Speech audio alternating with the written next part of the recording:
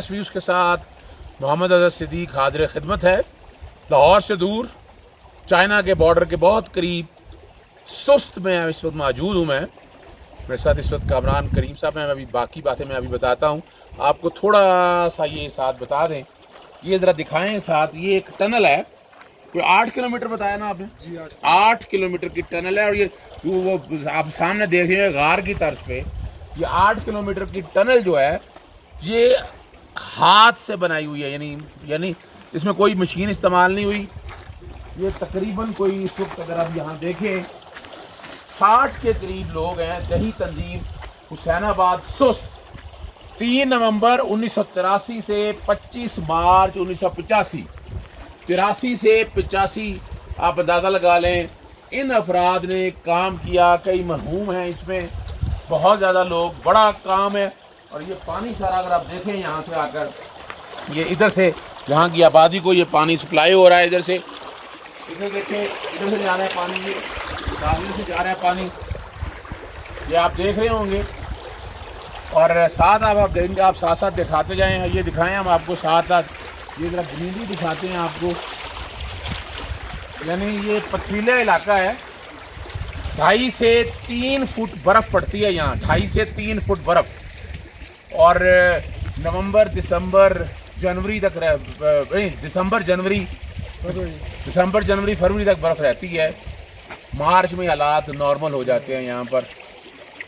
और यहाँ से तकरीबन खुंजराब मैं नहीं जा सका, फैमिली और बच्चे सारे गए हुए हैं, भाई भी गए हुए हैं साथ वहाँ पर।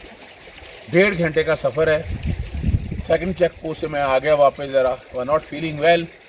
इसी तरह अगर आप ये पहाड़, ये धूप के साथ ऊपर चांदनी अगर देखें आपको, तो पहाड़ नज़र आ रहे होंगे आपको यहाँ पर। आप देखिए कितना खूबसूरत इलाका है ये।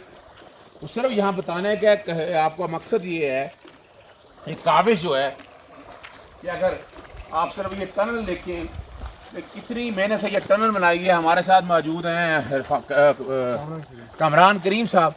कामरान, ये बताइएगा ये किन्होंने बनाई टनल ये सारी? ये हमारे बुज़ुर्गों ने बनाई है, हमारे अपने ये गांव के लोगों ने बनाई है, हमारे बुज़ुर्गों ने बनाई है।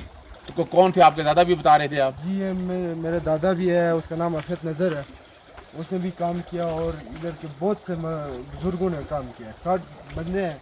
ये हुसैनाबाद, नजीमाबाद और सुस्त के बुज़ुर्ग ने काम किया इसके। यानी ये सुस्त जो गाँव नीचे है। अच्छा ये बताइएगा, ये पानी कभी कम नहीं हुआ?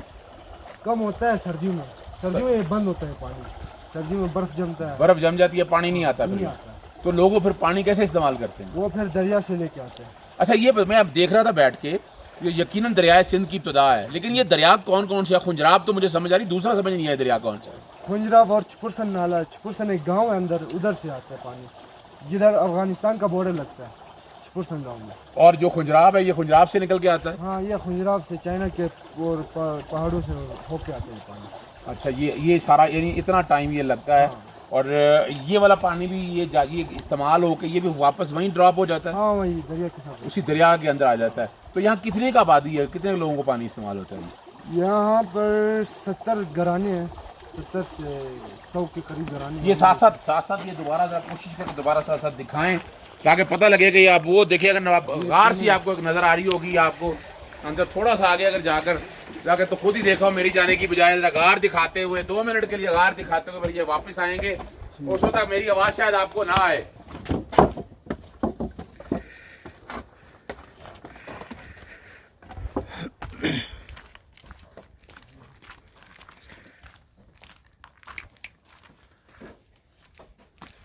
ये टनल है सर, ये पूरा ये पहाड़ को खोदा है अपने हाथों से, कोई मशीनरी यूज़ नहीं हुआ इसमें।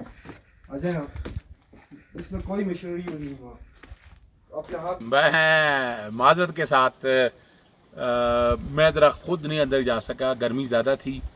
और उस गर्मी का एडवांटेज ये हुआ कि हमारा जो मोबाइल है ना, लिखा आ गया टेम्परेचर 2 आए, उसने काम करना बंद कर दिया। और टनल का बाकी हिस्सा भी ना दिखा सके। हमारे साथ मौजूद हैं कामरान करीम साहब। ये कामरान करीम साहब, ये क्या चीज़ बनाई है आप लोगों ने? ये आपने क्या है? ये टनल बनाई है सर, ये आबादी के लिए बना है स्पेशल।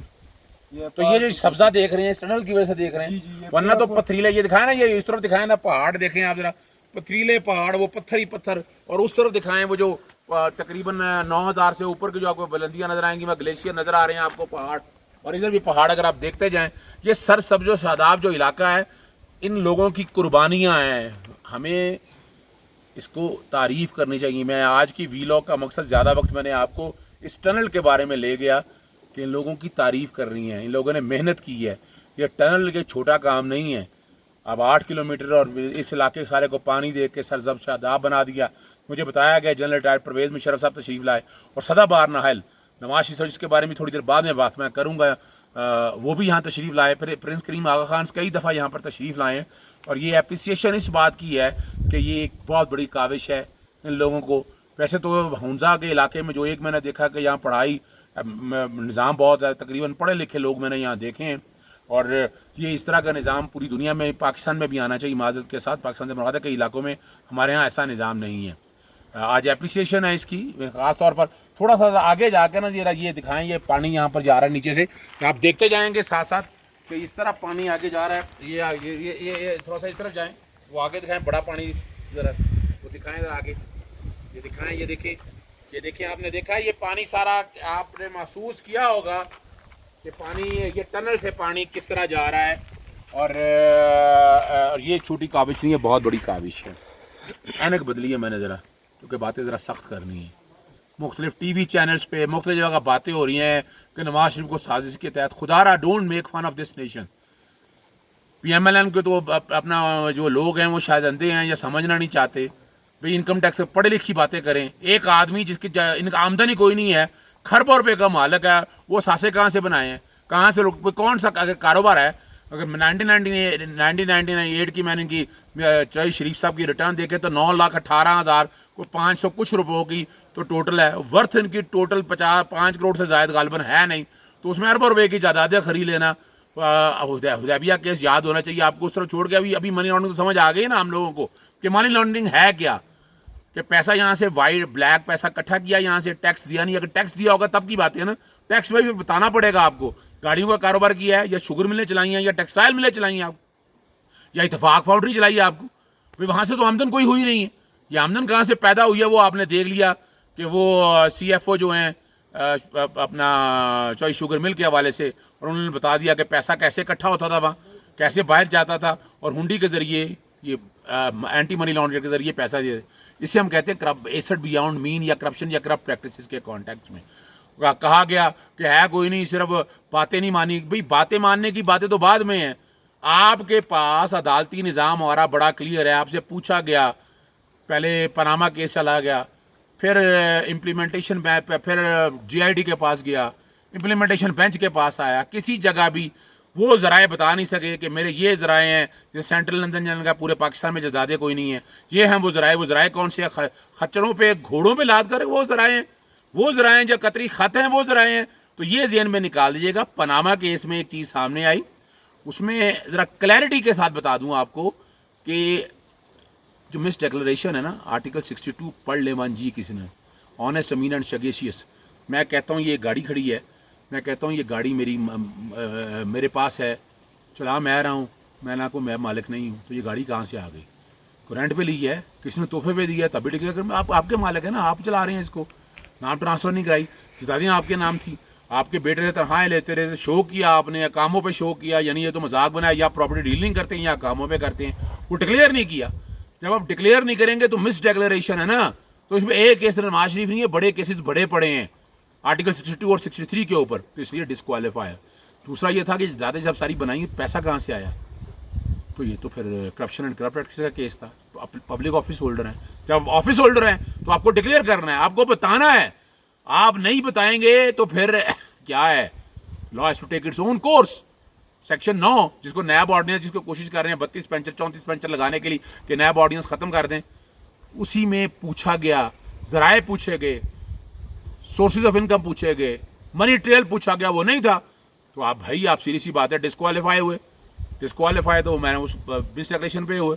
ये नैब के कोर्टों में मामला गया, नैब में आपको सजाएं दी, एवनफील्ड के अंदर, अल अजीज़िया के अंदर, और आप बाकायदा 10 साल और गालिबन 7 साल। हालांकि दूसरे वाले अल अजीज़िया में भी 10 साल हो सकती थी। वो अरशद साहब को जज को आपने मिला लिया, कोशिश की आपने, और उन्होंने फ्लैगशिप में बरी भी कर दिया। मैं उन चीज़ों की तरफ नहीं जाऊँगा, रिकॉर्ड में चीज़ें हैं सारी। आँखें खुली रखनी है, नाक खुला रखना है, नाक मजाकन का है, सांस फूंकने के लिए आँखें और कान खुले रखने हैं। ये मजाक नहीं हो रहा यहाँ पर। यहाँ जिसका दिल चाहता है बैठ के शुरू कर देता है, भाई वो उसने वो बात नहीं मानी, भाई वो ना मानी, वो एक अलहदा इशू है, नहीं मानी वो तो अलहदा बात है। सिरिल मेडा में क्या हुआ, कुलभूषण यादव में क्या हुआ, सजन मिटल क्या करता रहा है, ये सारे लोग, मैं उनकी तरह भी बातों में मूड में नहीं हूँ। सिर्फ करप्शन और करप्ट प्रैक्टिसेस के हवाले से बताना है आपको, और ये भी बताता चलूँ, मैं फिर क्लियर करता हूँ, बार बार क्लियर करना पड़ता है। ये अजहर सिद्दीक वकालत करता है, और चलें साथ वो कोई और आमदन भी है, सर ये आमदनी लेने चले आप। अब मैंने अगर कुछ स्मगलिंग का पैसा कमा के मैं डिक्लेयर कर दूँ और मैं आप सोर्स ना बता सकूँ, तो वो आपका तो पैसा फिर वाइट नहीं है ना। स्मगलिंग के हवाले से आपको लगा जुर्म चलेगा। इनकम टैक्स तो आपने टैक्स दे भी दिया, तो फिर क्या हो गया, पैसा वाइट तो नहीं हो गया ना ऐसे आपका, जब तक आप सोर्स क्लियर करेंगे। इसी तरह अगर मैंने ज़रिए आमदन कमाई है तो ज़रिए आमदन के सोर्स बताने हैं। और एग्जाम्प्ट इनकम जो होती है वो टोटल इनकम में डिक्लेयर करते हैं। 10 लाख की मैं बार बार मिसालें देता हूँ, 10 लाख मेरी आमदन है, 7 लाख मेरी वकालत से इनकम है, 3 लाख मेरी ज़रिए आमदन से इनकम है जो एग्जाम्प्ट है। तो वो डिक्लेयर करते हुए 10 लाख लिखूंगा, 7 लाख पर टैक्स दूंगा, 3 लाख पर मैं टैक्स नहीं दूंगा। ये बड़ी क्लैरिटी के साथ बातें हैं, ये समझने के लिए बातें हैं। तो खुदारा ये मत ये कहें आसिफ जरदारी साहब के खिलाफ बहुत बड़े केसेस हैं, शहबाज शरीफ साहब, हमजा के खिलाफ, मरियम के खिलाफ, सब के खिलाफ करप्ट। यानी ये वो लोग हैं जो सागडा जो साइकिलों से चले थे और आज खरबों रुपए के मालिक हैं। ये इस मुल्क का पैसा, ये मेरा और आपका पैसा है, ये हम तक आना चाहिए।